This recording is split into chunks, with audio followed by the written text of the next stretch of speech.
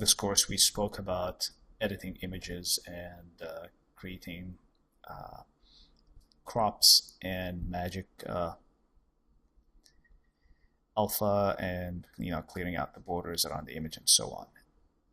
Now let's see how to create this kind of oval mask of an image. So let's say I want to change this image to another image, and I selected a really good looking profile image here from the web, and I want to resize it.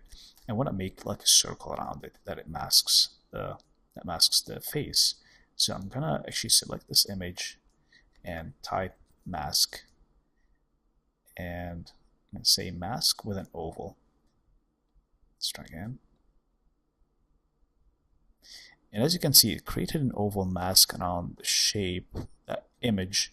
So I can resize this, and if I want to resize it evenly, not make it like an oval, make everything proportional, I hold the shift key while resizing. So now I resize that shape. I want to move the image inside it, and size it a little further, move the image.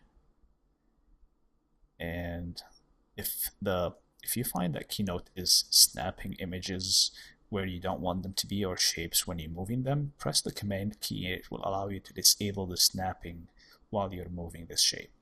And then I'm done. You can see I created a profile image, and maybe it's cropped a little bit. I'm going to double click it, select the image, resize it. You can see I can select either the masking shape or the image in the back, and then done. And there you go. It's what do you think looks better? I think it looks much more handsome. But anyway, let's say I want to apply the style that I have here over this image. I can do this exact same way I did the application of the style from this to that. I can select this, Command Alt C, and then Command Alt V, and it applied the border and the shadow that looks like a blur. Now let's say from the beginning I want to do something simpler. I want to just put this guy's image inside here instead of mine.